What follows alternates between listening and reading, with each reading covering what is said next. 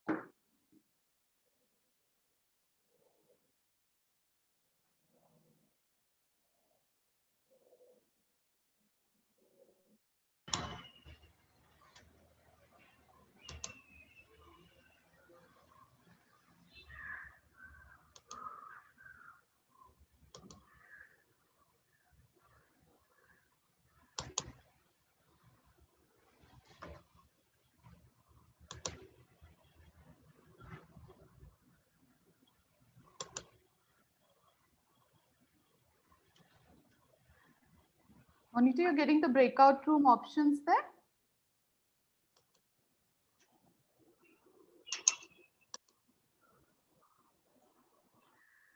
You're on mute, Monita.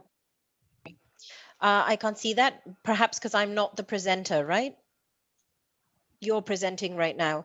So maybe when I am the presenter, will I see breakout rooms? It's okay. I'm just going to make you also co-host. Yeah, let's just see if that works. There's just 2 occasions where I need breakout rooms. I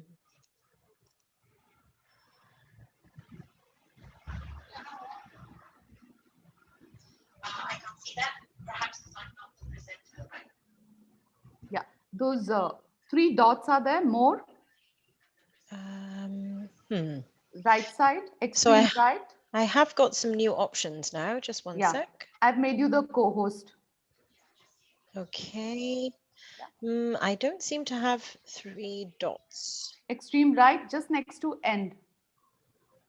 No, I don't have that on my screen. Can I just share my screen a minute and see if it, Sure, sure. just make me the present. Let me see if I, Now, if you can just stop sharing. let's see if it, okay, now I can see the 3 dots, but I cannot see. When you click on it, you get the breakout rooms.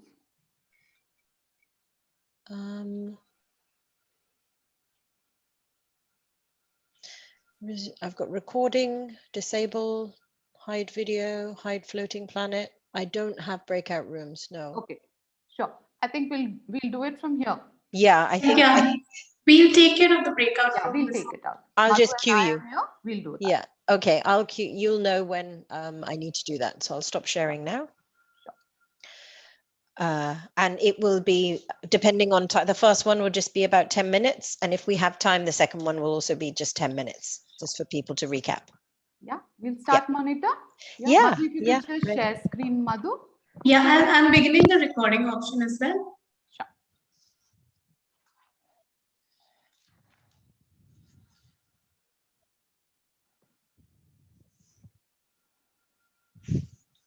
Good morning and welcome to SciPSA 2021. I'm sure it has been an exciting morning and all of us are really excited about the inquiry talk which has been happening on. And I think it continues here in monitor session 2. Yes? So I'm Shanti Raghunath, the PYP head, NEEM Academy, Yamalur campus. It's my pleasure to introduce Monitor Sen. Doing this again today, I feel more confident and comfortable. Yes, Monitor, a renowned name in the IB world, and I could not agree less to all the tweets I saw yesterday on teacher agency and transformation after yesterday's keynote session. Yes, it was amazing to see how people have connected to teacher agency, right? And her thesis topic, which inspired her, has inspired us now. So that's what a true teacher agency is, right? And you are living it, Monita. So Monita has over 20 years of experience in education in a variety of roles, including both teaching and leadership position. She describes herself as a lifelong learner, PYP educator, a cat lover, and we've seen that for ourselves yesterday with that grand entry. Yes, and sometimes a poet. If we are lucky, we might also get to see that poetic side of Monitor. Monitor currently works with the IBO as the PYP authorization manager, providing support to schools implementing the primary years program as they work towards becoming an IB World School. She has also designed and led workshops and training sessions for teachers and heads, both within and outside IB frameworks. Monitor holds a master's degree in education and English literature and is currently undertaking Doctor of Education with the University of Bath. Her areas of interest and research include agency, transdisciplinary learning, teacher collaboration, and creativity. And today's session on student agency in the PYP, and it would be interesting to see how yesterday's session on teacher agency has connections and impact to student agency. And there were many questions on those connections which the audience really wanted, all our educators wanted to know. Yes.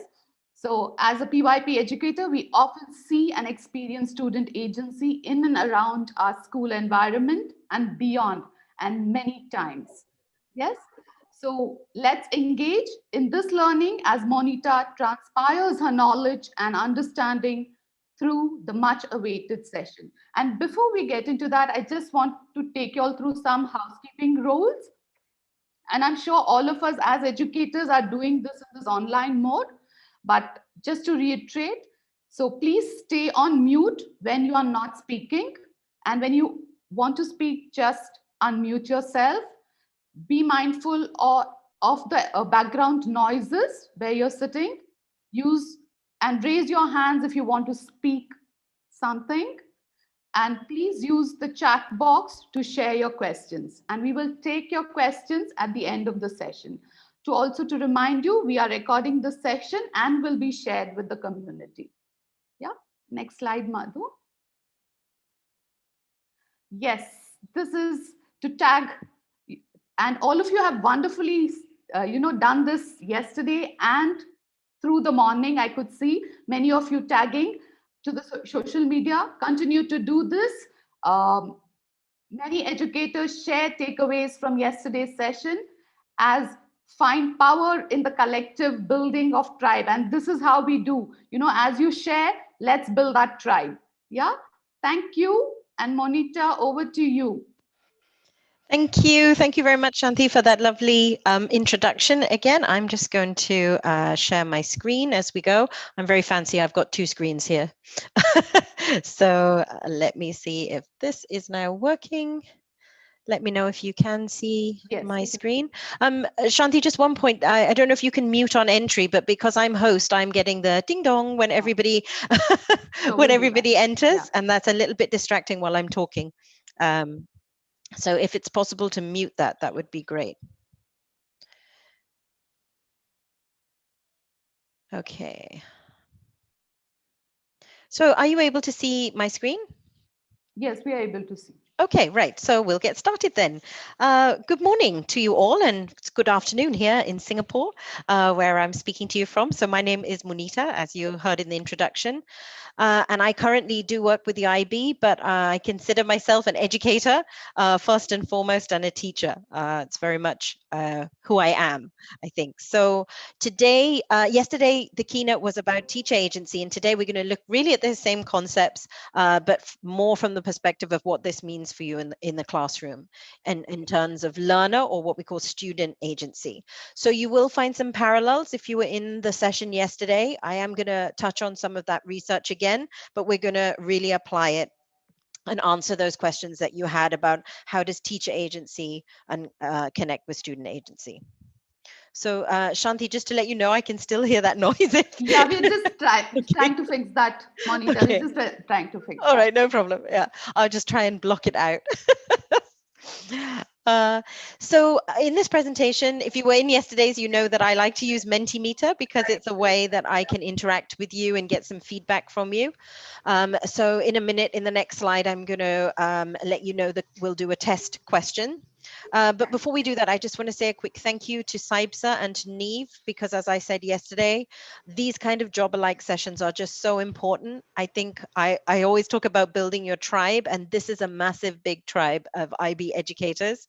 And I know the energy of when we're there together, holding a space together is amazing, but I also feel the same. I can see some of your faces now, so I've done a bit of an adjustment so I can see some people, which is lovely. So thank you for giving up your Saturday to devote to your professional learning, and I hope you're taking a lot away from it. This morning was great already, listening to Trevor and Carla, Abi, and Chris talking about inquiry. So I've made lots of connections to what we're going to talk about, because as you will see, inquiry and constructivism and agency are very highly linked.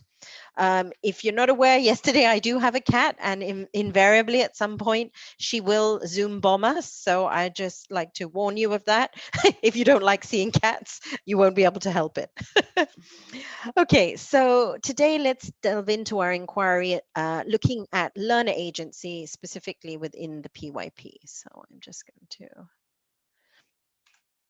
get us started. So that was a little about me. I'd like to hear something about you, and you should now be able to go to www.menti.com, and you should be able to enter the code, which, if I can get rid of this, yes, the code is 53105606. So if you go to www.menti.com and enter that code, you should see a question, and you can follow along all the slides on Menti, and you can give me some feedback on each of the slides. You can say a thumbs up, or I don't agree with this, or I don't know, question mark, what are you talking about, or heart, I really like this idea, or cat. There's also an icon for a cat, which my cat insists I put in there in case she bombs. Okay, so let's see if you have, yeah, I can see already we've got some people in here. Let's see who we've got here today. So looks like most of you are primary grade level teachers. Okay, quite a lot of early years teachers as well. And early years teachers, you'll be happy to see there are a lot of examples, because when I originally designed this presentation, it was aimed at early years teachers, but the information goes across. So we have quite a lot of you who are in school leadership. No doubt some of you have dual roles as well.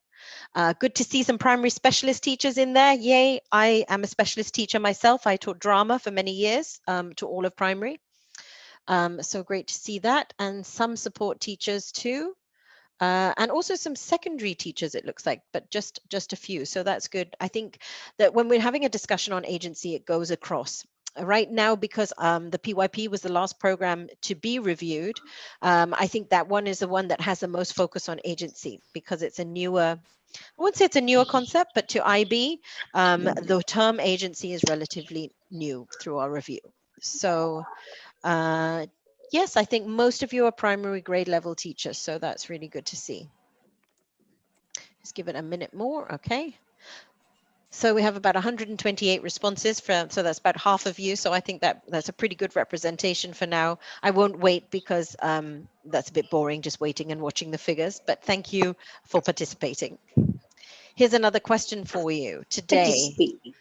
What are you expecting from today? And you can just type in a little anecdotal comment here. So I don't want to waste your time for 90 minutes. So I really hope what I've planned and what you want to take away from this aligns. But I also, like any inquiry teacher, like to see what you are looking for, so that if need be, I can adjust that. Okay, so people looking to have some connection with ATL, that's great. Learning about agency, thinking about the early years, some application stuff. Okay, enabling agency in online. Yeah, everything we're talking about will be good to online, to transfer to online as well. Just a reminder, if you haven't got your microphone on mute, if I could just request that you do that, because we're getting a little bit of background noise. Okay, so learning more about practical ideas of agency, and I've got some anecdotes and some stories in. I'm not currently in a school, so it's quite difficult to do that, but I do work with a lot of schools and I do research, and some of the examples I have are from a couple of years back, an early years inquiry project I did with some schools here in Singapore and Thailand. Okay, so we've got 90 minutes, so in depth is... I think this is probably going to be the beginning of your inquiry. So I'm hoping today that you leave with more questions than you came with, because I think that's the sign of a good inquiry teacher, that you have more. The more you know you don't know, almost, right? So hopefully there will be some suggestions, and I really do hope that you're going to have some inspirations from some of our session today. A lot about ATLs, so that's exciting. I've put something on in there. I have a bit of a surprise for you as well at the end of this. We have a new publication coming out in the IB towards the end of this year, so I'm going to give you a sneak preview of that too. So you're going to hear it first. Perfect. Okay, questions, agency in the early years. I'm really happy to see lots of questions and connections about early years, because I started my career as an early years teacher, as a Montessori teacher. So it's very close to my heart. Okay, so today's learning, which I'm very happy to see does align with lots of the things that you want to take away from this session. We will look at what is agency and why it's important. And some of this will overlap with teacher agency, because the concept of agency is common across. We're going to look, though, a little bit more about what does agency look like specifically in classrooms. And throughout this, I'd like you to think constantly. We call this a reflexive stance. So you're constantly reflecting on what does this mean for my school context? And what does this mean for my own educational practice? So that little bit of that we spoke about yesterday, the split screen, and I noticed lots of people are talking about this as well. So it's one of the popular ways to think about it, I think, especially because we're in online learning. So you're thinking about what you're learning and how you're learning and how you can apply that as well. So thinking of these two things, however you want to, sketch note, tweeting it, just making your notes. I like to do mind maps, actually. That really helps me make connections between my learning. I've also created a Padlet for today. So you can scan this QR code, and on the Padlet, I've got 3 articles that I'm going to refer to. And the one from Harry Shearer, I'm actually going to ask you to open during this session in one of the breakouts if you can. So do scan this.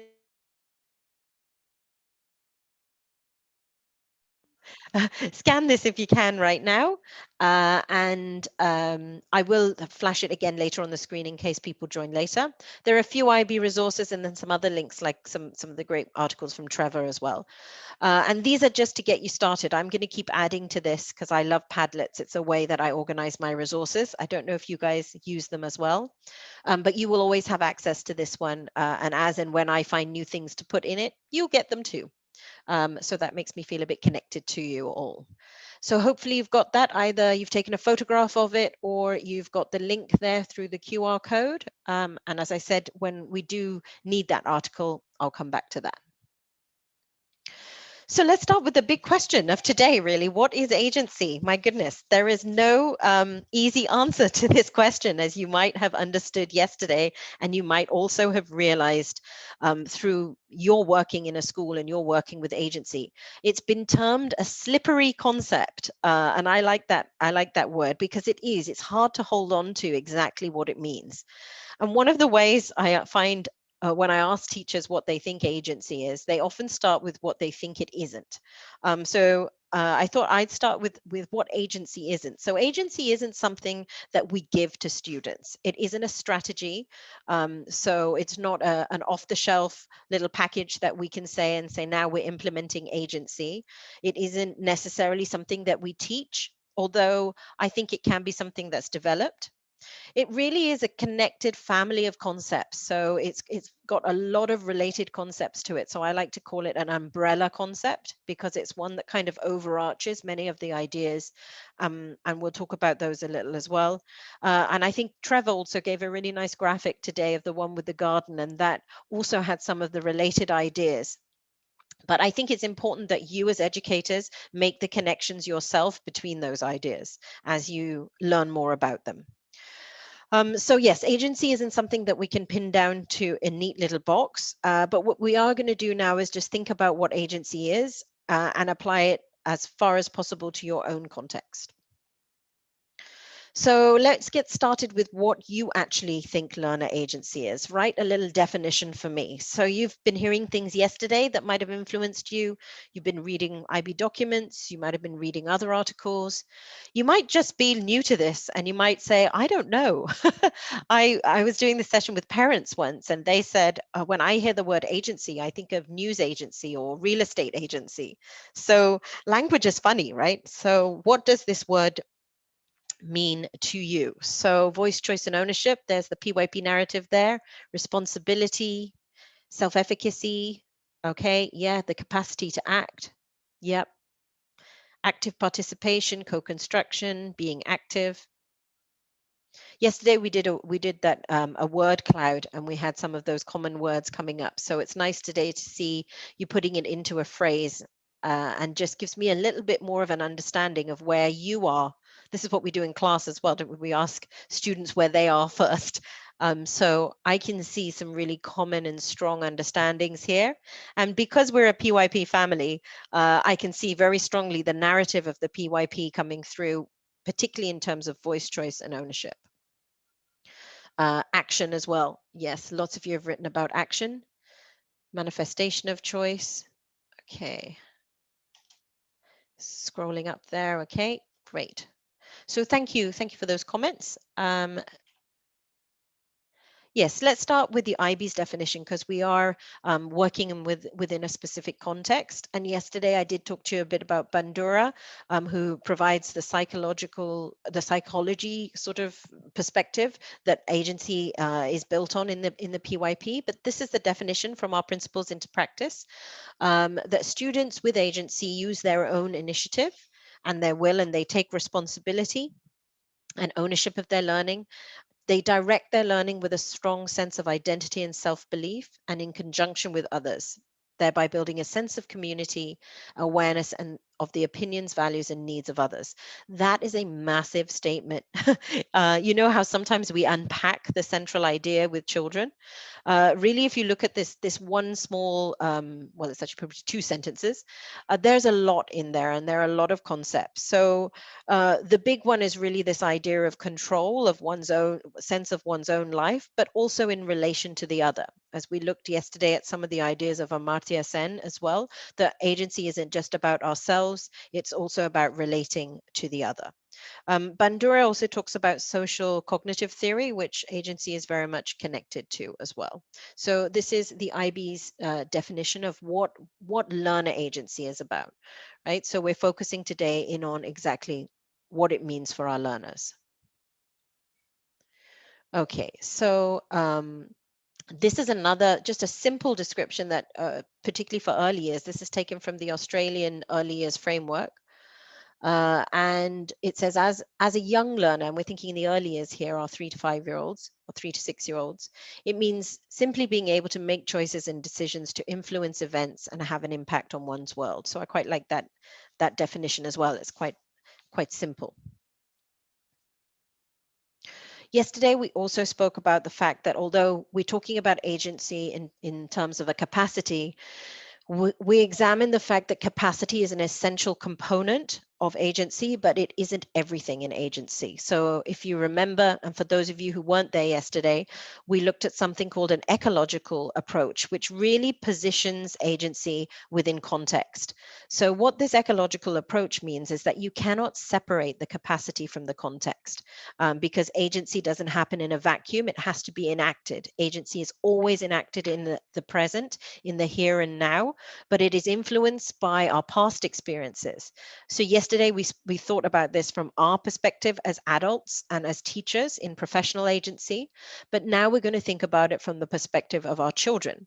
And depending on how old our children are in our classrooms, some might have had more experiences than others. But I think it's something that's important when we're thinking about planning and designing and a sense of agency. We do think of children's prior knowledge and children's prior experiences, but also their histories and what makes them who they are individually. So in an ecological approach, this aspect is referred to as the iterative dimension.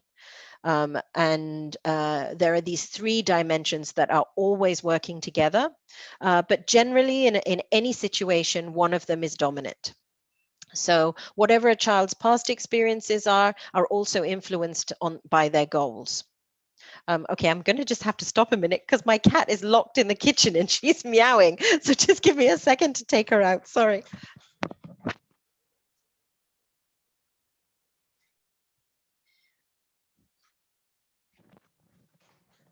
So that was a sense of cat agency. Sorry about that. So when we look at this from children's perspective, they have particular and unique aims as well for their learning. And often this is linked to their motivations for learning. But whatever the situation is, agency is always enacted in the here and now. And this is influenced by our culture, by our context. So that means what type of school are you at? What is the classroom like? What are the roles? What's the size? So all of these things are really important to consider in that moment to look at how agency is achieved. So agency is both relational and it's temporal. So it's sensitive to time. An agency isn't the same for each child or each adult in every given situation. And this really explains a lot, because you can see a child in perhaps one situation or in one subject or one class, and they might appear to achieve agency very strongly, but then in another area, we see it looks very different. And this ecological view really helps to explain why that is, because it's temporal. So as we go through this presentation, I'll keep linking back to this and reminding you. And I think it's something that as you start, building your repertoire and your dialogue around agency, you're also thinking about this ecological approach, and maybe changing the language to saying, rather than we have agency, but we achieve agency in different situations. So I think by now we've pretty much understood that agency is complex. It's slippery, it's complex, and it's also full of opposing ideas depending on what kind of perspectives you're looking at. So one of the articles in the Padlet, and we're not really going to delve into it now, but I've summarized a few key points that talk about the dichotomies. So agency, it consists of sometimes opposing things. So sometimes it can consist of both visible action and seemingly passive imagining, dreaming, and escaping. And this particular article and this research follows an early childhood center that are engaged in something called a play world. So if you're an early years teacher, you might be familiar with the concept of the play world. And it's basically where children are reading or they have a story and they make it come alive in their classroom. So they're enacting out, and a lot of their various subject learning or their skills learning is done within the context of this play world. The teachers also get involved and play with the students. So in this particular story, they talk about how sometimes the children's actions are visible, but other times you can't see their actions and their sense of agency because it's part of the way that they're imagining, they're dreaming, and they're escaping. So it begs the point that sometimes if you have a child in your class who daydreams a lot, I was this child. It's also about expressing agency, isn't it? It's also achieving agency in a way, because you are doing something and creating something new, and that action is happening inside. So, but that makes it difficult sometimes to actually visibly see that. Agency also can be belonging to a community, but it also can be separating it from it. And in the story, in this particular research, there are two girls who separate from the story because they don't like the way that the boys are doing something. They want to be horses that are free. They don't want to be horses who are as they are in the story. So they break away from the story because they object to it. So in that sense, they're demonstrating their agency. So agency isn't always about belonging, and that creates a bit of a tension, right? We probably haven't thought about agency in that way. The other thing, which I think is a challenging one, and I constantly get questions from teachers about this. So as educators, when we're supporting children's agency and the achievement of agency, sometimes that requires embracing their personal freedom, but other times it does require structuring it and limiting it. And I think this is a key factor. I know that earlier it was talked about as well, that it isn't just a free for all. Agency isn't you get to do exactly what you want to do, irregardless of everybody else. Run wild, be crazy, whatever. No, agency is very much about responsibility and regarding the others in the community.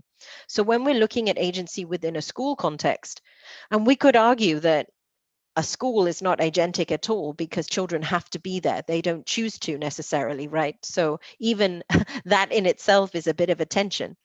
But I think during this time of lockdown that most children are fed up of online learning and they really want to come back to school. So perhaps the experience when they return face to face will be more agentic because they really want to be there. So these are just some of the dichotomies. And if you're interested in that, I encourage you to really have a deeper look into that article that is called The Dialectics of Agency in Educational Ethnography. Ethnography is an approach to research. So how will you define learner agency in your own context? And I think this is really important because as we've looked at that ecological model, we can't just take an off-the-shelf description. We can take some of the ideas, but we have to run it through that here and now, or that practical evaluative dimension, and say, what does this actually mean for us? So I think this is an opportunity. Oh, we were going to do a breakout room. When are we going to do it? Okay, no, we are going to do a breakout room in a minute to think about your concept of agency. But before we do that, I'm just going to share this image with you. And you will know from yesterday that I like images of icebergs. I just really like this idea of we're only ever seeing the tip of something. There's always something else going on under the surface, right? And I think the things that are easy for us to see, and it's why when I ask you about your words for agency or your description, that you come out with the voice, choice, and ownership ones, because they're easy to grasp. They're quite easy. They're tangible in classrooms as well. We can really work with strategies around voice, choice, and ownership. And I'm going to talk about those specifically in a little while. Action is something that is tangible. We can see that in most cases. Students taking initiative, we can see changes in that, like that beautiful story that we heard this morning from Trevor that was just so moving. We can see students participating, so we can see changes in that. And these are the kind of indicators for us that agency is being achieved within our settings. It's linked to motivation, and we can see this in student reflections. Some of the things that are under the surface that are pulling, if you like, they're like forces that are shifting and influencing, are not always so easy to see. And right at the bottom is our values and our beliefs, and the values and the beliefs of the organizations and the cultures that we're working within, and how those influence our idea of power and control. So like creativity, and I think creativity and agency are very, very closely linked. Very often as teachers, we say creativity, yes, we want children to be creative, but many of the behaviors and the dispositions that go with creativity and indeed agency are not ones that culturally in classrooms or traditionally we've been used to, like giving away some of the power and some of the control. So sometimes we might say one thing, but actually our values and beliefs that are that iterative sense of our own agency as well are very, very deeply rooted. So if we want to change or transform something, we have to examine the beliefs and values. And of course, in schools, we have the beliefs and values of our families and parents and guardians who are there as well, who are influencing what's happening. So these ideas of the formation of identity, of self-efficacy, self-belief, these are the things that are a bit harder to define and discern, but are there just below the surface as well that we need to look into. And also not forgetting that idea of children's rights as well, particularly with the UN. So these are just some of the ideas and how I see that we have a danger sometimes of just lurking in the top end and just staying on the surface. But really, if we want to embed agency within our classrooms, within our practice, we need to go deeper. So I'd like to just have like a 10-minute breakout session now for you to just talk about any questions, wonderings, challenges, tensions, because as you saw yesterday, tensions are exciting. Tensions are where we start that transformation. So I'd like me to stop talking and for you to actually enjoy the quality of holding space with other people. So what time are we at? I'm not going to say it in Singapore time because that'll just confuse you. This But is 11 to 17 monitor. We have another 1 hour, less than an hour. okay, so Yeah. let's just do a Just two can we minutes do less than an hour. a 7-minute breakout room? Sure. So Yeah. we have 303 participants here. That's including Okay. all of So us. let's do a slightly longer one then, because otherwise we may not. Yeah, actually, let's do 7 minutes. That way, if we have Okay. groups of 6, or is that possible? Yeah. Madhu, we will do groups of 6. Madhu? Yeah, I think then I'm creating around 50 breakout rooms, 50. Yeah. Okay, so remember, you're going in the group, note down questions, wondering, challenges, tensions related to what we've just discussed about agency. All right, I'm opening the rooms now. Yes. See you in 10 minutes. Yes.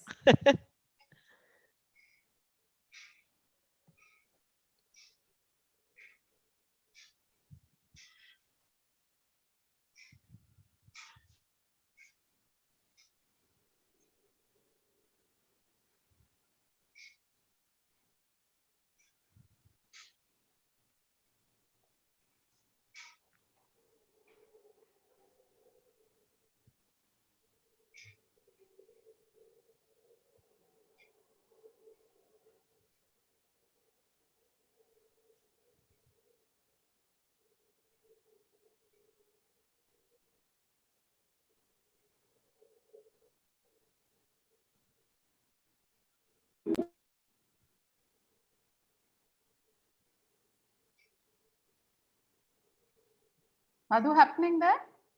Yeah, I've opened the breakout rooms. Hmm. Miss Shanti, did you get a notification to join? No, no. So maybe if you're a host, do you not get into the breakout room?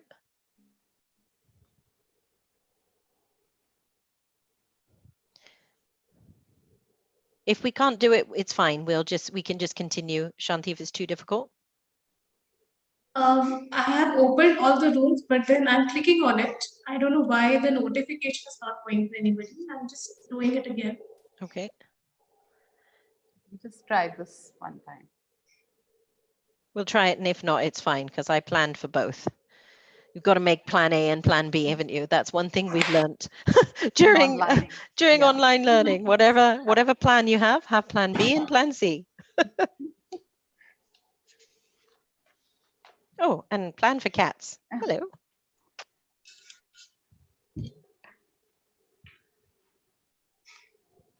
Truly in the liquid state. Yeah. Yes. So shall we? I think it's not. I think we'll continue, Monica. We'll continue. Okay. Yeah, So rather than going into groups and discussing it, sorry, you're just going to have to listen to me, but maybe just think for a minute. And we do have the Q&A function, right? Or do we not if we have breakout rooms? I think you can only have one we or the have other. Q&A. They can put their questions in the chat. That's why we or can't. they can raise their hand. Yes. And we will Okay. call out the names. That's why you can't do breakout rooms. If you're using Q&A, you can't use breakout rooms. Okay, no problem. So any thoughts, tensions, questions, wonderings? I know many of you sent them in advance, and that's great. And a lot of them will be addressed, and we will have some time for questions, I think, afterwards. But yes, that's really more a personal reflection point then, and we'll move on. Oh, will we move on? We should move on. Here we go. Okay, so this brings us to the next question, and this is also linked to some of our Amartya Sen's work, but also the projective, the future or goal-oriented aspect and dimension of agency. We need to ask the question, agency for what?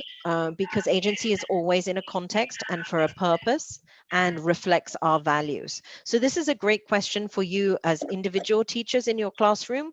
What is agency for? Why are you trying to promote it? And as a school, also thinking about this from a larger perspective. So from an IB perspective, when we ask the question, what is agency for? We can find that embedded in our mission statement. I've got a bit of an echo there, Shanti. I'm not sure if you can. I think somebody is not muted. If somebody can, Can there seems like. Mute yourself, please. Just do mute yourself. Here we go. Great. Thank you. Yeah, so thinking about the IB mission statement, really when we ask the question, agency for what? It's to create a better and more peaceful world through intercultural understanding and respect. And it's also to create learners and humans who are active, compassionate, lifelong learners who understand that people with their differences can be right. And I think this relates to the idea of collective agency, which I will revisit also in a little while. But this is the bigger picture. So when we're thinking about learner agency and designing agency and agentic situations for the classroom, on one hand, we're thinking about we have some short-term goals, perhaps related to our curriculum, but we also have this big, large overarching goal. And I think we need to intentionally look at how is what we're doing in our classrooms and our design of learning promoting that idea of collective agency. And how is the idea of making the world a better place embedded in your maths curriculum or in your science unit of inquiry? So ask yourself the question of why agency, and that really, I think, has some interesting implications. I like, as the UN said, the UN Article 12 of the Convention for the Rights of the Child talks about children having the right to say what they think should happen when adults are making decisions that affect them, and to have their opinions taken into account. Now, again, thinking of that ecological approach to agency, I can think of many cultures where this is not how we see children, right? In many cultures, children should perhaps be seen and not heard. You would have heard that one. Or, children shouldn't talk back. They don't, they should do as they're told. So we have a narrative that goes alongside, and these are coming from values of families, of cultures, and they're very embedded. And here we're bringing in this opposing sometimes value, which is saying, no, children actually have the right. This doesn't mean they have the right to be rude or to be obnoxious or to be unkind, but they do have the right to say what they think.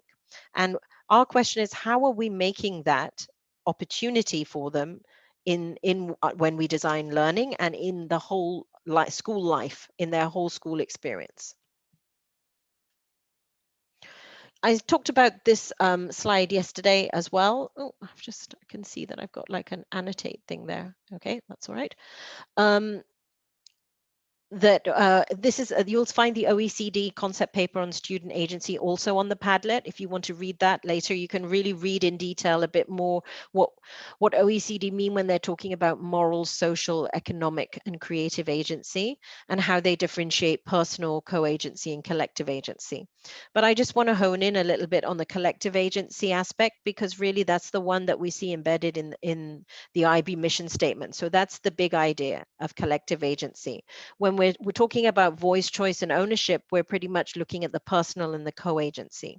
So personal, obviously, to do with the individual, the student, the learner. Co-agency is you and the child co-constructing together. And we've looked at that idea very much from the perspective of an inquiry-based facilitator. You are a co-learner and you are involved in a co-agentic relationship with your students, as are parents and peers as well.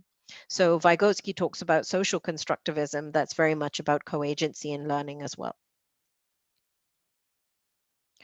So for those of you who asked about early years, why is this particularly also significant to children in the early years? Well, this is an excerpt from our new document that's coming out, hopefully in November. It will be on the PRC, and it's early years in the PYP. So it's obviously to be read alongside the principles into practice, but it will be a guide and a document specifically for early years educators in the primary years program. So agency is hugely important, particularly in the early years, because of the way that children and their personalities and their identities develop. So this idea of self-concept begins as soon as children start to interact with others, from when they're babies and when they're developing in that first interaction. So this occurs obviously in a wide range of environments, particularly their home. But when students move from their home and they come to school, they bring that idea of that self-concept with them. Right? And that begins to evolve further as they interact with adults and their peers in the environment. So then you can begin to see the importance of that, how that, when you look at that ecological view, how that's here and now aspect is really changing and influencing children. Because what happens in the present is going to actually become the iterative. It's going to become the past, right? So in the PYP, agency underpins everything we do, because we talk about this idea of self-regulation as well, that leads towards this sense of directing your own learning. And that's what constructivism and inquiry is about. It's about that ownership of learning. It doesn't mean that children are just left to do things by themselves, but it is, in a sense, it's that enabling of their own ideas and their own drive and their own directions as well. Obviously, they need examples and they need support and resources to do that. And also within the IB, our transdisciplinary framework also really supports this, whether you're a specialist teacher or a grade teacher. But making those connections across with play and inquiry really encourages that sense of agency in the early years.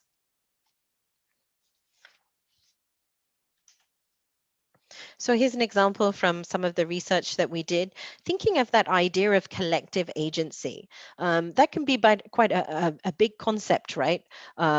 We can think about large movements that happen where people get together, communities get together to fight for something that's right, or to stand up for something they believe in. But how do 3-year-olds build a sense of collective agency? And this is a lovely, simple example of one school, how they did it. You might do something similar in your schools. But in the first week of kindergarten, these children work together on a giant shared piece of art. So they're sharing paintbrushes, paints, and working together, perhaps first creating their own individual, so expressing their own identity. But as time goes on, they begin to connect their parts of the drawing with the other. And, this whole idea of testing boundaries and how do you feel about someone else coming into my part of the page. So they are learning a lot really about themselves, but also how to interact and how to begin to be a community together. So they're beginning to understand how they can express their own unique selves, that self-concept, while still respecting other people and the whole group. So again, that sense of individual agency, but also part of a collective agency as well. So that's just one example. So what about for you and for us as teachers? What specifically, how does this connect to our own practice? Let's have a look at this. You might be familiar with something called Hart's Ladder. If you haven't seen it before, it is featured in it's featured in the Harry Shearer's article. That is the third article on the Padlet, which that's the one we're going to look into a little bit more deeply. So this was developed actually some time ago. I think it was 1992, if I'm not mistaken. Yeah. And if you've been around in the PYP for a while, you would have seen this in connection to our ideas on action.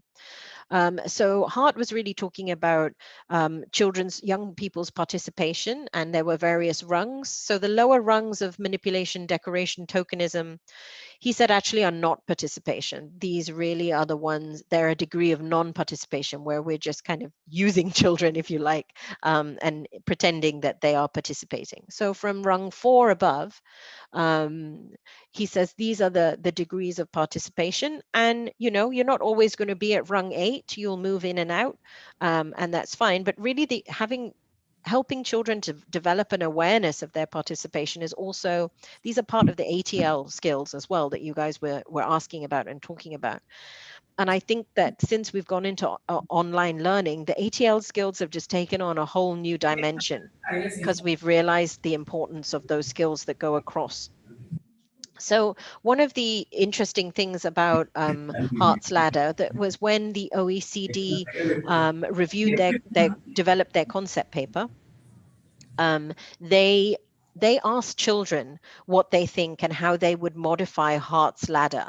And the children felt that they would rather have it in a circular kind of like a shell or a sun, they call it, the sun model. And they would like to look at this as a co-agency model because the children recognized that they were working in tandem and in partnership with adults. So they introduced the 0 as well, which is silence, which is an interesting one. So before you even know about participating, it says neither young people nor adults believe that young people can contribute, and young people remain silent while adults take the lead in all initiatives and take all decisions. And quite unwittingly, you could be doing this by perhaps thinking that you're being helpful, or perhaps if your image of the child is that, oh, children can't do this, this is too difficult. I often have conversations about the learner profile and, elements of our program, and people say, well, the young children can't do this. They've already decided that they can't do this.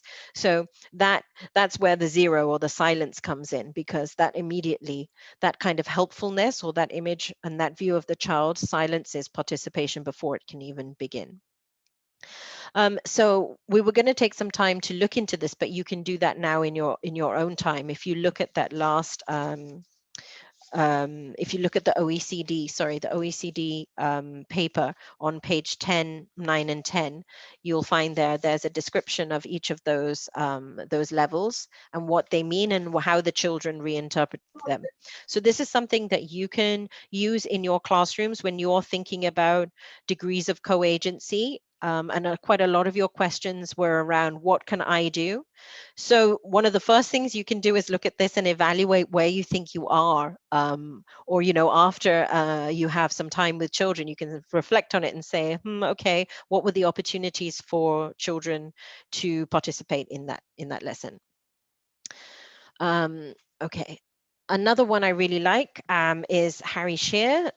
his work, again based on Hart's ladder of participation, but he took it a level further, and he developed a model which I think is really useful and practical, because we can't assess agency, but we can look at the effects and the evidence and how we are helping or hindering agency within the classrooms. And a lot of you asked this: how do we do this? And this is a great tool for you as self-reflection, as an individual, or as a team. So there are those 5 points there. So children are listened to, children are supported in expressing their views, children's views are taken into account, children are involved in the decision-making process, and children share power and responsibility for decision-making.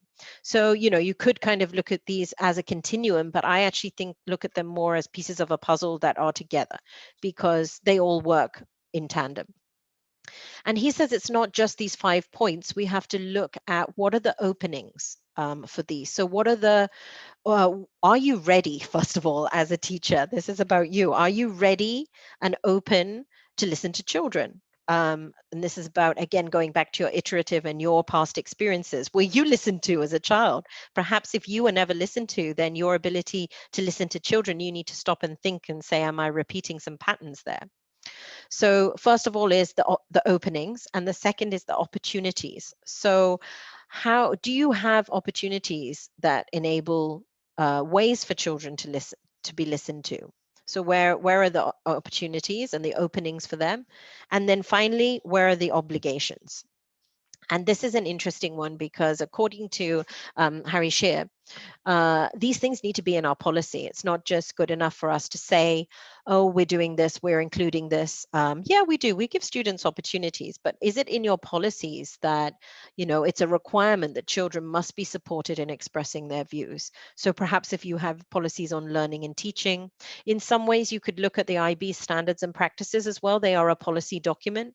I know that we think of policies as our assessment language and diversity policies, but all of the standards and practices as well are in fact a type of policy that are shaping and informing that here and now. There are in fact sometimes rules and regulations that are formed. And if your school is a PYP school, the way that agency is achieved is very much influenced by those beliefs and those policies as well.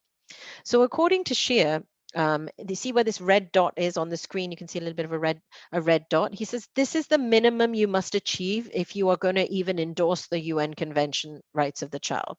So you have to at least have gone to stage 3, and you have to have obligations. So your policies have to include these aspects. And I think that's a really good thing for us to go back and look and see, are they in policies? Sometimes policies aren't written. They're things like our essential agreements. They're the hidden curriculum, if you like, or the hidden cultures that we have.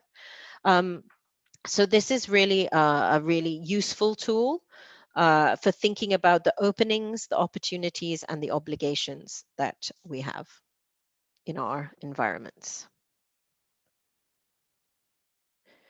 That's a link to the Padlet, but you already have that. We were going to break out, but we won't do that.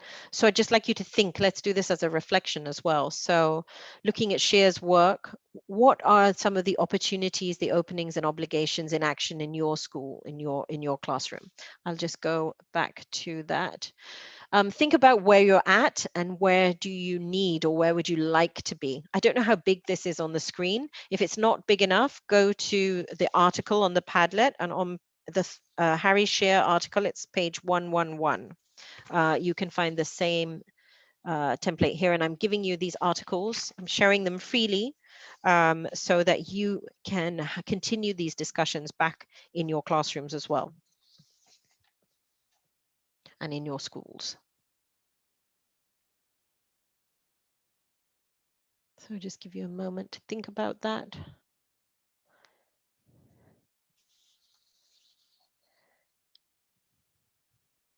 Okay. Oops.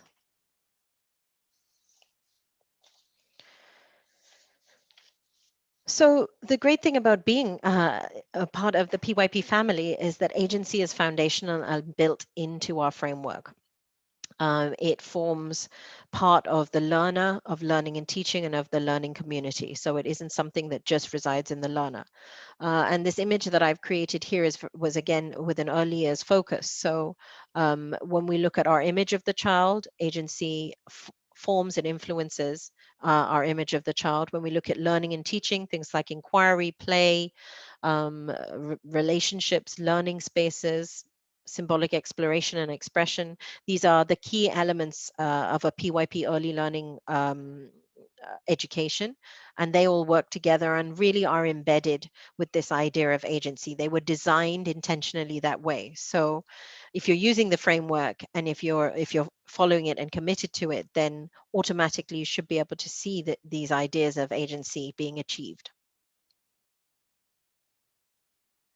And also the PYP planning process. And I've made the connection quite recently with that iterational aspect of, the past, the future, and the here and now. I think that's embedded in here. I see that very much embedded in here, particularly in the way that we look at students' prior knowledge and that we support student agency throughout the process. So we're constantly asking, in this situation, what are the opportunities? Yes, in most cases we have a set curriculum. So, we're not perhaps the emergent curriculum that we see in Reggio, but maybe some of our early childhood centers are. But we're also looking at our learning goals here as well. So those are our short-term goals, as well as not forgetting those ideas on international mindedness, which are built into our reflection on learning.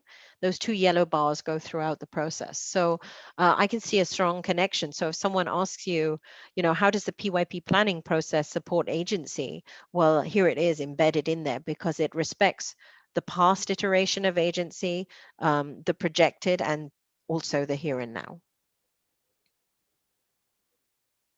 Monita, 20 minutes, we'll go into Okay. Q&A. Yes, in 20 Yeah, minutes we 20 will. minutes. So I will speed up a little bit because I want to show you some of the exciting things that we're going to talk about. I think voice, choice, and ownership are the most known and the most, I guess, comfortable points, really, when we're talking about learner agency. And I think we've had a lot of opportunities to think about those. Maybe I'll just highlight one from each of the group. I've written an article on this, and it's available on LinkedIn. If you, I think the IB Asia Pacific recently, I'll give a link to it on the Padlet so that you can look at it, because I go into a bit more detail on each of these things. But the one that I really love is honoring children's voice and their emerging theories.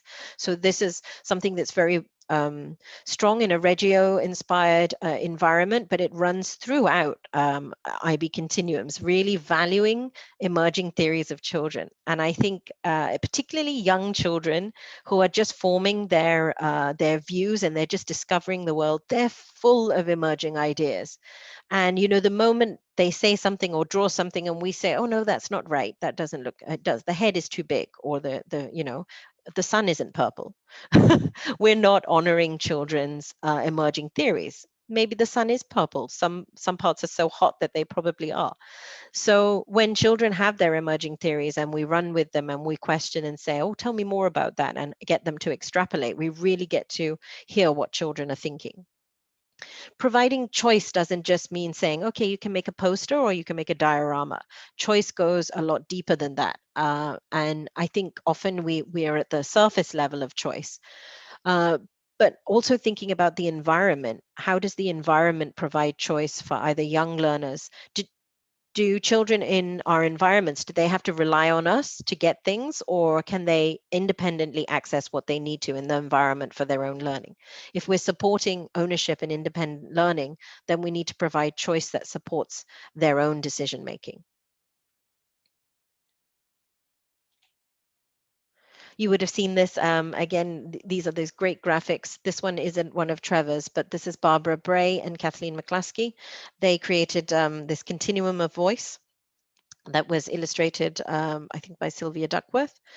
And I really like this as well because it talks about expression to leadership. And you can see the ones, this is a bit like Hart's Ladder, if you like, but the continuum of more teacher-centered. And it doesn't mean that expression and consultation are bad. There is time and a place for that too. It doesn't mean that everything is activism and leadership, but it's looking at, is there a movement, or are we only staying at expression? Are we only just providing opportunities or the openings, if you like, for students to offer their perspectives? Or are we really giving them opportunities to co-plan and make decisions? You can find this easily as well online, so you can look into that one. I think I have added this link to the PYP playlist. If you haven't seen this already, there is a great little webcast on how the environment provides choice. Actually, it's just generally about early years in the environment. But Andrea gives some great examples there of how the environment at Canadian International School provides choice for children. And, this doesn't always look neat and tidy, and that can sometimes be a tension and a challenge for us. It's about how our personalities are and how we think a classroom should look, or perhaps how our school says it must look for parents when they come round. So all of these are part of the cultures and the here and now aspects of achieving agency. When students have agency, what does that look like? And this was one of your questions as well. And I referred to, this is taken from, I think, the Victorian framework, the Australian Victorian government. It's called the Amplify document. And somebody I work with called Marcia had shared this with me. And I think these are really nice indicators as well. When we talk about what is the evidence of agency, that students are working harder, they have greater focus, they're more interested and motivated, less likely to give up. They're likely to choose more challenging tasks. This is a good one to share with parents as well. I think because they often need to talk about, what are the benefits of this? And this is really about a positive learning cycle as well. I'm going to move forward a little bit just to this one because I want to have time to share the new document with you. These are just some nice indicators that they're taken from a research study by Reeve and Lee. And again, when you're thinking, what are the indicators? Is agency being achieved in my classroom? These are some of the things that you can work with very young learners as well. So you can ask them, or they could fill in a little survey. And that would give you some feedback about the achievement of agency in certain classes. Just a great quote there from Alfie Kohn. And this is true. We learn how to make good decisions, not by following instructions, but by actually being involved in making decisions. All of this, and I think this was touched on in earlier discussions on inquiry, these indicate a big change for teachers as well in the role of the teacher. So we're challenging our perhaps previously held beliefs about what the role of the adult is. And we're really like those many-handed gods or goddesses who have so many roles to do and are multitasking. We're liquid, right? I think this is a great example of how we are liquid as teachers. A couple of stories from the research. This was, again, some children here in a school. They'd gone to a hawker center, which is basically like a food court where you get really yummy. If you've been to Singapore, you've eaten at a hawker center, get very yummy local food. So the children went there and they came back and they wanted to recreate the hawker center. They started playing. And so the teachers watching this said, okay, how can we build in the curriculum objectives into their play world? So great opportunities for mathematics and number. You can see the till out there. Children are charging for things, they're weighing things, they're experiencing. It's very transdisciplinary in itself, in the whole experience. But this is children's ideas that are being followed. And this might not be what the teacher had planned, but it's a great example, and an opportunity went up, and that's agentic engagement. When a teacher changes what they had thought of, or the direction of the learning was going to go in response to the students. These is another one. Students are creating a machine as part of their unit of inquiry that squeezes oranges. So this is really them working together. The teachers again are observing and saying, oh, perhaps you need to, here are some new materials that you haven't worked with before, or here's some skills I can offer you that will be useful. And this is very connected to what we call STEAM learning. Transdisciplinary learning is already embedded with STEAM or STEM already. So we were doing that long before that acronym was even invented. So yeah, and really looking for those opportunities. These are the agentic moments. What does it look like? This is what it looks like. Okay, so a bit about the new resource. How much time do I have, Shanti, just so that I know? 10 minutes. Okay, and Yeah. we want to do questions as well? Question, yeah, I've kept 15 minutes for questions. Okay, so I will go through this just very quickly, just to give you an idea of what's coming. The new document will be designed and have an overview very much like the principles into practice. So it will talk, but specifically about the learner as the early learner, and talking about play and the approaches to learning. Symbolic exploration and expression is one I think that a lot of people have asked questions about. What does that really mean? So that will really be unpacked in this document. There are lots of good tables and continuums and great graphics, which I'm going to share with you a few as well. But it's also going to talk about the learning community, so healthy learning environments and supportive relationships. And in each section, it talks about the why, the what, the how, so a bit Simon Sinek golden circles type, and opportunities and examples as well. So lots of examples, because we like to see how and how does this look. A lot of new information on play to support, and I think this just doesn't just support early years. Play is something that runs through all subjects and through all year levels. I mean, as adults, we should be playing as well. We do play. It just looks a bit different from 3-year-olds. Each section also has some reflection questions. So as you are building your professional learning communities and your networks, these are great things to support your collaborative meetings and to just take you a little bit further into thinking about how this relates to your environment and how, for example, approaches to learning can be reinforced as part of play.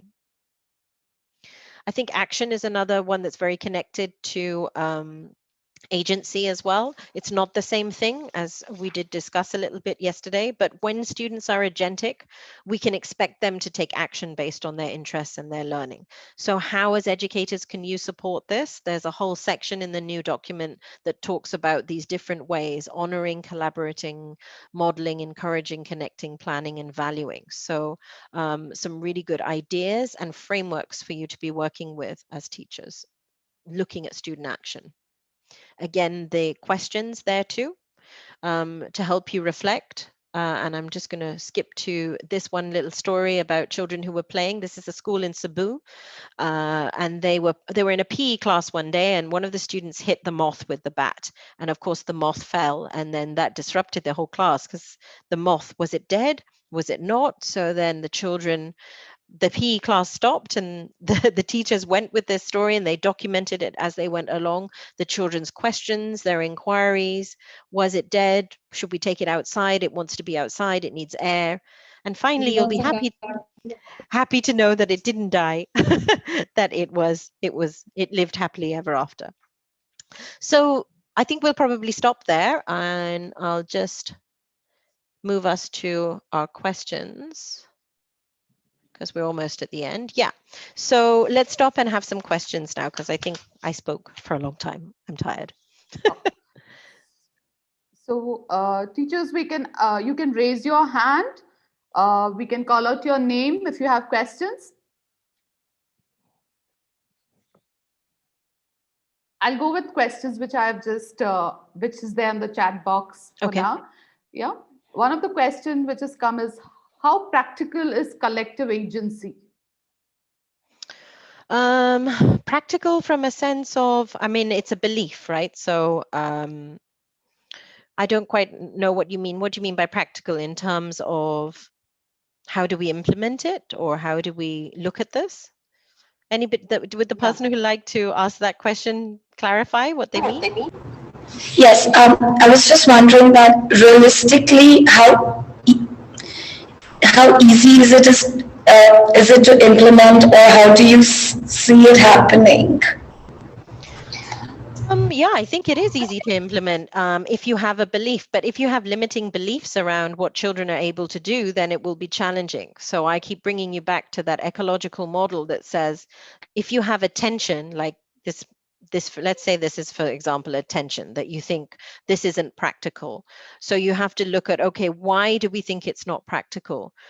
Bringing in this sense of collective agency where we want students to see themselves as a group. I can think of many strategies. For example, there was one class that had a mobile with everybody's name on it. And it was all really well balanced. And the moment someone was away for the day, they took that person's name off and the balance went off.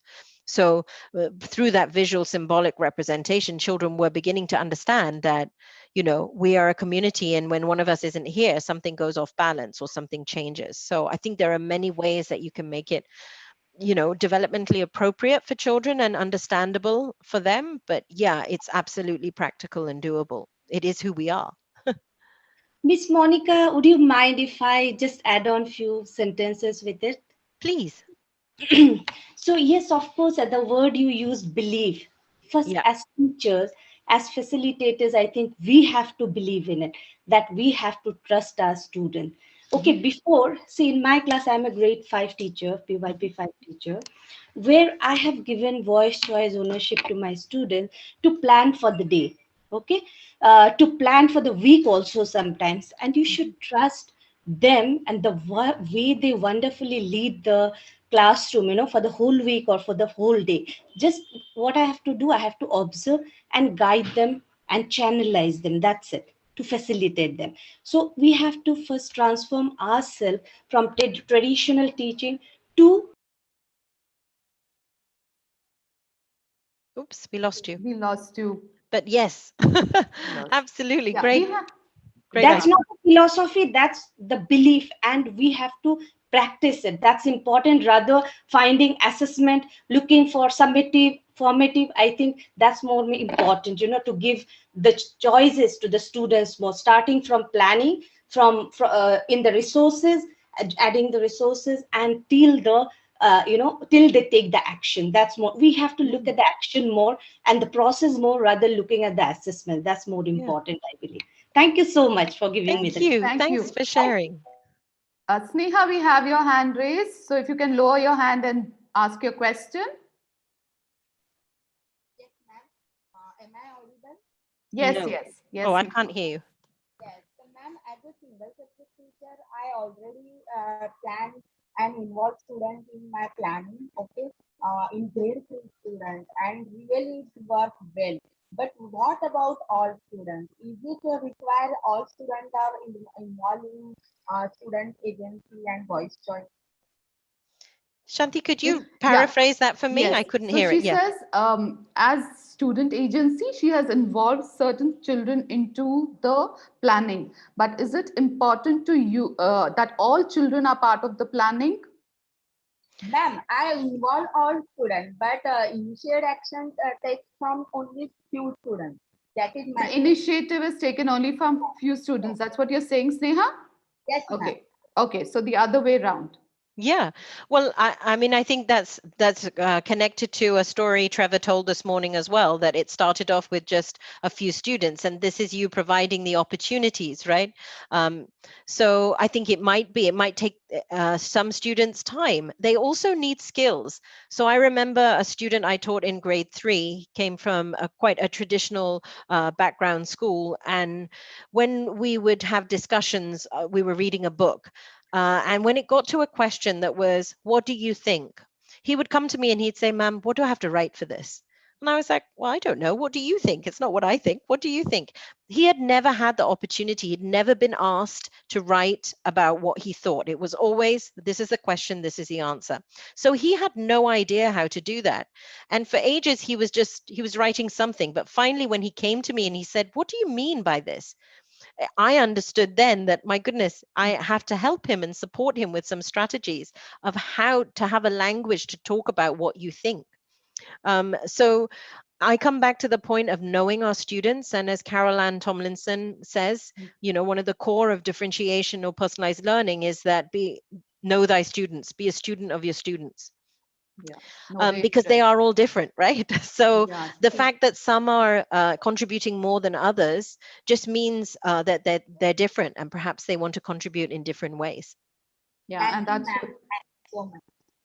yeah, knowing your students is, I think that's an important starting point, actually, to get Yeah. it through. So we have Sangeeta there. Sangeeta, go for your question. Good afternoon, everybody. I'm Sangeeta Kumar.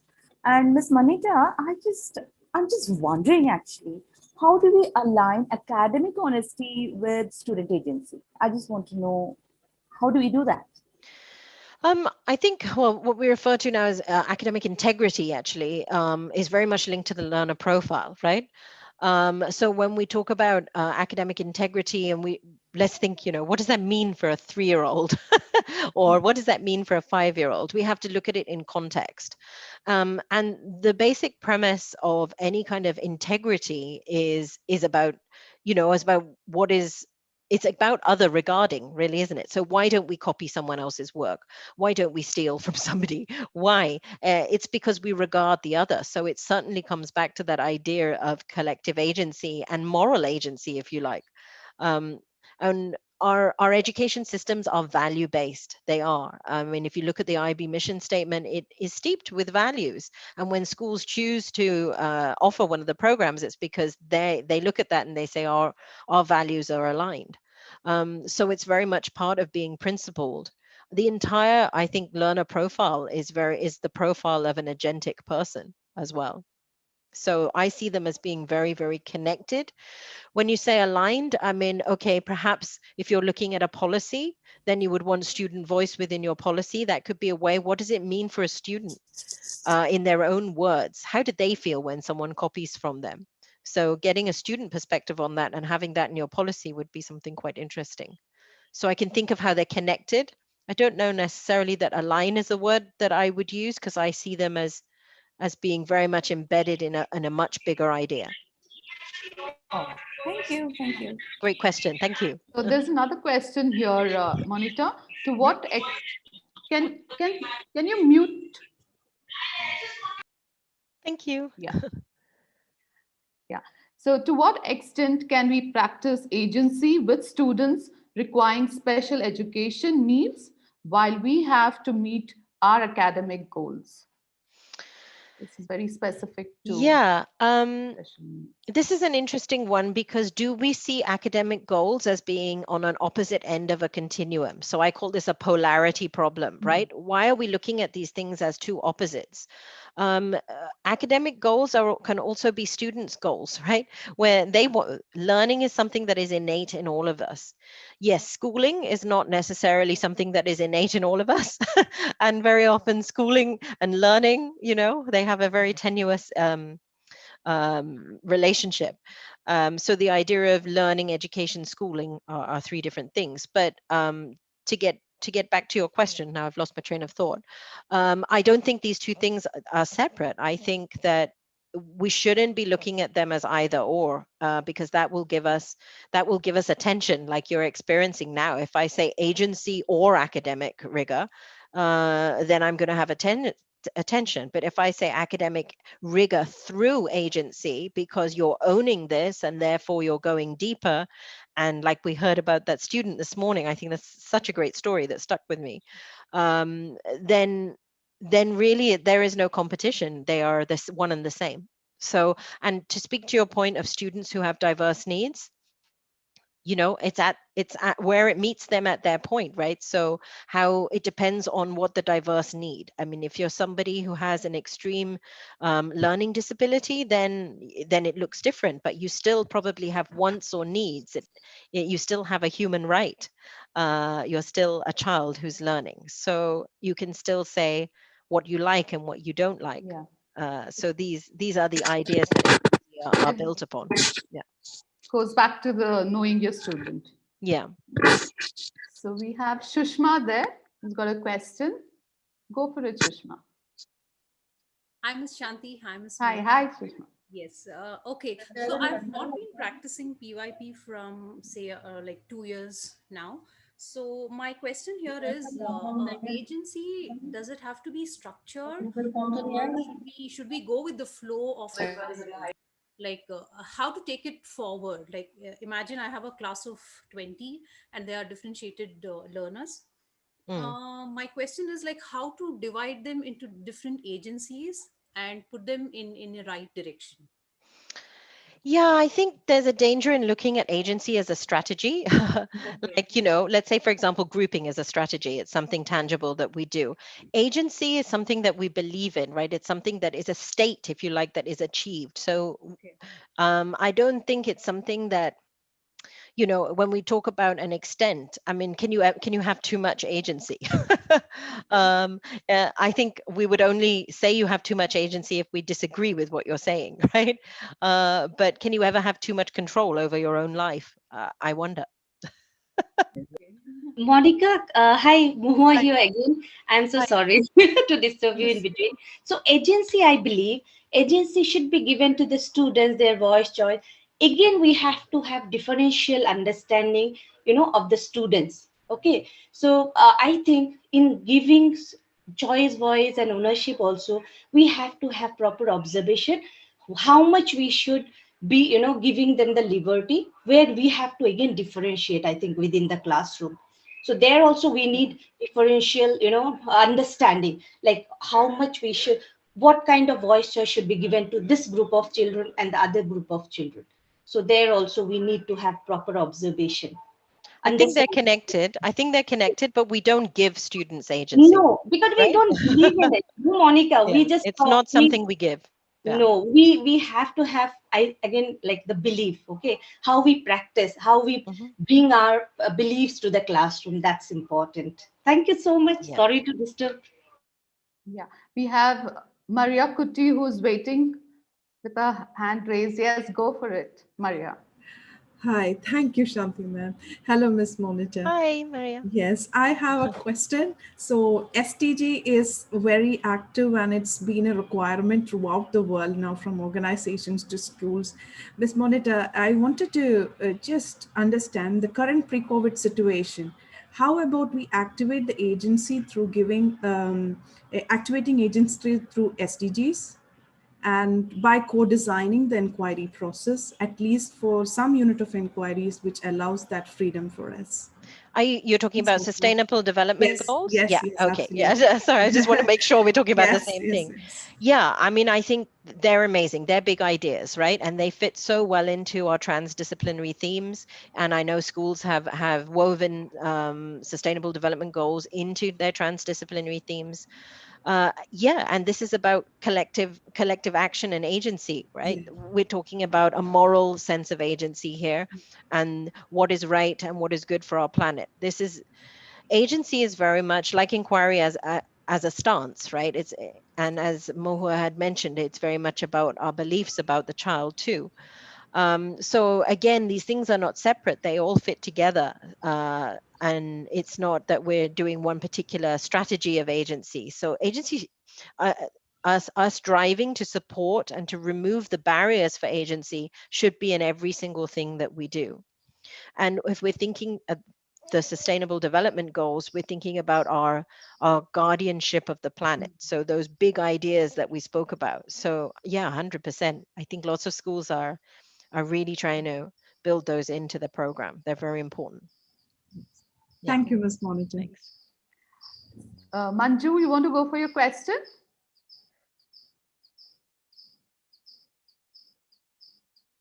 You're on mute. If you're speaking, we can't hear you.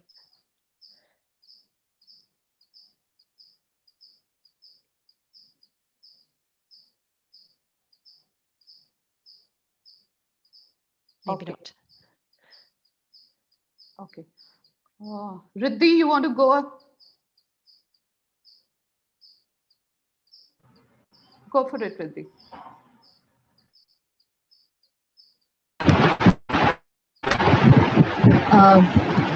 Yes, ma'am. Good afternoon. Hi. Good afternoon, Miss Good Monita. afternoon. Hi. Ma'am, I have a question. Yes. So I have a question related to self-efficacy. Mhm.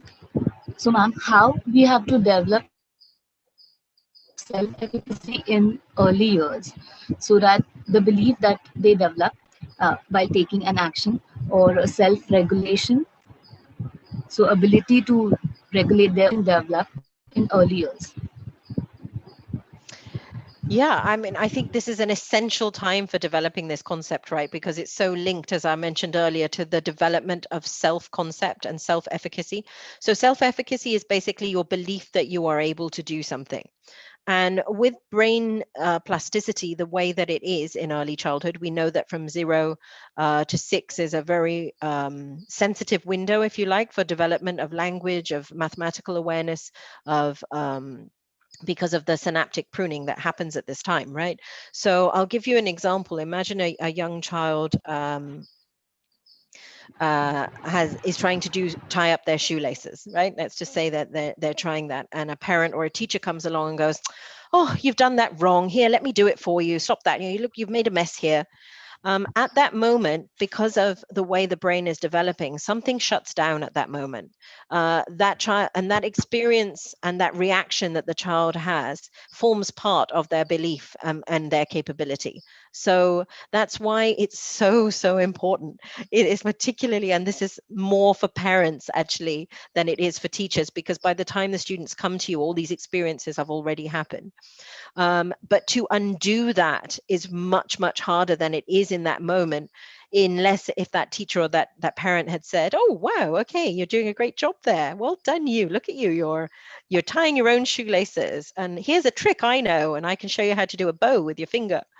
That whole idea and belief that yes, I can do this, and that idea of self-efficacy is being built. But the moment a bad experience happens, the way that our brains work to protect ourselves, really, like, oh, that was bad, it completely changes the way that the child will think of themselves. So these small little things that might just happen in a second have such important effects from the development of self-efficacy.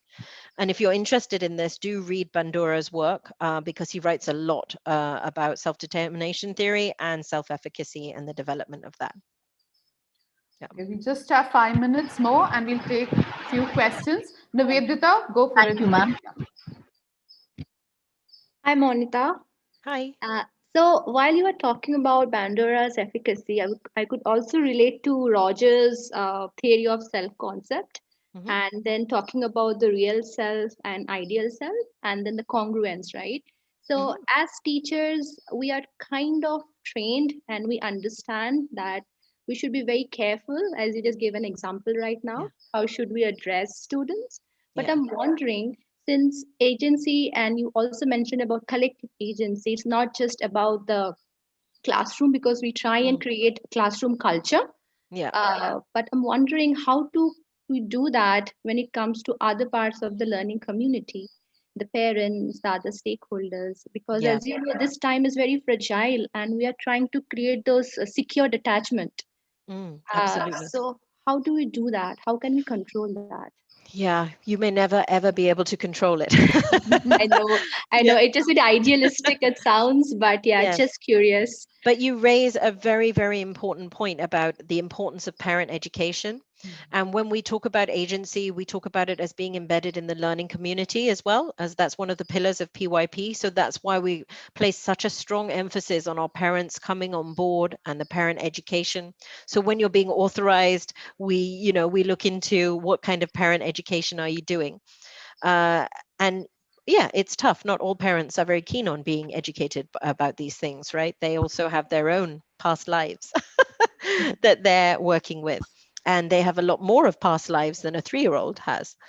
So there's a lot to undo there. But I think like stories like this, where if parents, they always want the best for their children no matter what it is, right? They're never doing, unless there's something seriously wrong with them, they're not trying to harm their children.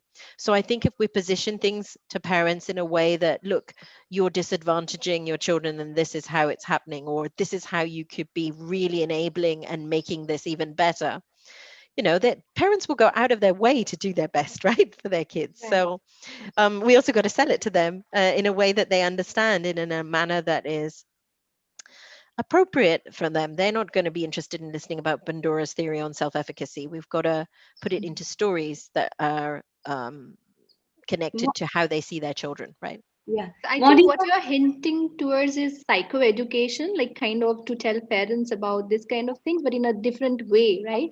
But Yeah. just wondering, is there any I don't know, course package, something that IB provides where for the parents exclusively? There isn't, but there should be, right? There should be. Yeah. I think there is something that is under development, if I'm not mistaken. I don't know if it's a workshop, but we do have information for parents that is on the website, but it generally is about our programs. We do a lot of outreach stuff, more for teachers, I would say, than for parents. But yeah, I think it's a really good suggestion. Generally, we rely on our schools to do it within their communities because, again, what will appeal to parents in China may not appeal to the same parents, unless of course they're Chinese, in Australia. So you've got to bring those contextual factors, and I think schools know that better than the IB. So in that sense, we do rely on schools heavily to educate their parent community. Monica, once more here. This as a question. I think when we really practice voice choice or students agency in the classroom, what is the end product? The action, right? The students, it leads to action. So when children are taking action, automatically it will be visible, right? And that will be automatically flowing to the parent. Parent can very well see the transformation in a child, isn't it? Well-being is a unit where we give them the voice choice, where they bring a transformation in their behavior, in the attitude to resolve conflict. Don't you think that is more than enough to convince the parent that students agency is really happening, and that's the right way to handle the students? I believe in it. Rather training the parent or telling them or conveying the message, look, we are doing students agency, we are believing in students. I think that's not important. I think that's visible when the child is taking action. So through that action, it is automatically it's an evidence. No, some learning is happening. Well, thanks for that. We have the last question because it's time up, and there were two people waiting for it. Yeah, Madhumita, you want to ask your last question? Hi, actually, I had the same question that one of them had wanted to ask earlier. Okay. It was about how do you get parents on board with agency, and how do you educate them? Thank you. Sure. Okay. Thank you. I think it's 16 and we've come to the end of this session. It was really amazing with a lot of examples, Monita. Lot of examples which we can take back to our classrooms, from teacher agency to student agency. Yes, the one thing which stands is a strong sense of self-belief. I think that is something we need to build in ourselves and in our children. Yeah, thank you so much. And thank you, all the participants, and have a great day. Another session after lunch. We will meet at 12:45 back. Yeah, thank you. Bye, everyone. Bye. Thank Thanks you. a lot. Bye. Bye. Thank you. Thank you, Miss Monica. Bye.